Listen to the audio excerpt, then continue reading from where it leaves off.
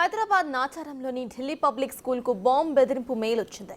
ఇది తీవ్ర కలకలానికి దారితీసింది. అయితే స్కూల్ కు చేరుకున్న బాంబ్ స్క్వాడ్ అనుమనువు కూడా తనిఖీ చేస్తోంది. ఈ నెలలో ఇది రెండో బాంబ్ బెదిరింపుగా చెబుతున్నారు అధికారులు. ముందు జాగ్రత్తగా ఇటు విద్యార్థులను ఇంటికి పంపించేశారు.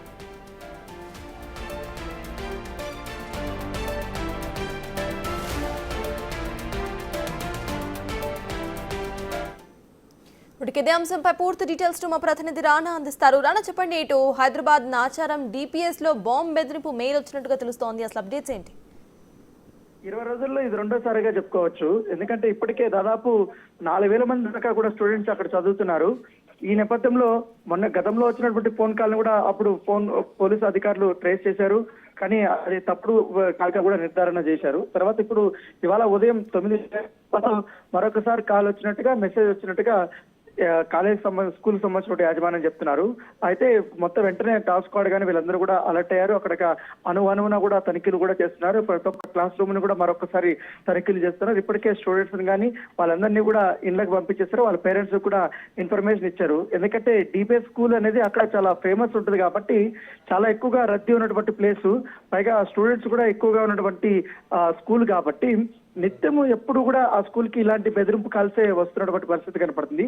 సో మొదటి నుంచి కూడా ఏ కాల్ వచ్చినా కూడా వాళ్ళు మొత్తం పూర్తి స్థాయిలో సీరియస్ గా తీసుకుని వాళ్ళు ఎంక్వైరీ కానీ లేకపోతే ఈ తనిఖీలన్నీ కూడా నిత్యం చేస్తుంటారు.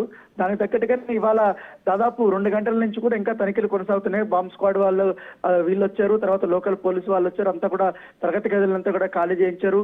ఇటు బాత్రూమ్ లో కానీ అలాగే ఎక్కువగా ఉన్నటువంటి లైబ్రరీలో కానీ ఇలాంటి ప్లేసులంతా కూడా పూర్తి స్థాయిలో వాళ్ళు చెక్ చేస్తున్నారు. దానితో పాటు అక్కడ ఉన్నటువంటి క్రికెట్ గ్రౌండ్లు కానీ తర్వాత సైకిల్ స్టాండ్స్ దగ్గర ఉన్నటువంటి ప్లేస్ లో కూడా పూర్తి స్థాయిలో తనిఖీలు చేస్తున్నట్టుగా మనకు సమాచారం అవుతుంది. సో కాసేపట్లో మనకి ఆ కాల్ ఎక్కడి నుంచి వచ్చింది ఏంటి అనే అది ఫేకా లేకపోతే ఒరిజినలా లేకపోతే ఆ స్కూల్లో నిజంగానే బాంబు పెట్టారా లేదన్న దానిపై కూడా ఒక క్లారిటీ అయితే వచ్చే అవకాశం ఉంది. అయితే ఇప్పటి వరకు తనిఖీల్లో కానీ ఎటువంటి బాంబు అయితే కనపడలేదనేసి అధికారులు అయితే చెప్తున్నారు.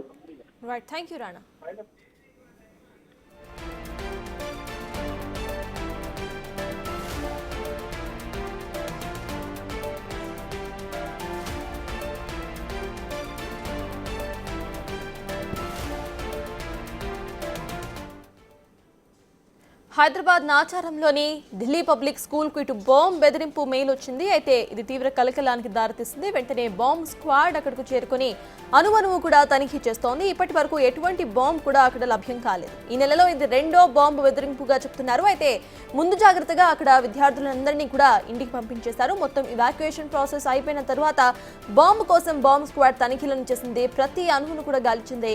కానీ ఇక్కడ బాంబు అయితే ప్రెజెంట్ దొరకలేదు. అయితే ఈ నెలలో ఇది రెండో బాంబు బెదిరింపుగా చెప్తున్నారు.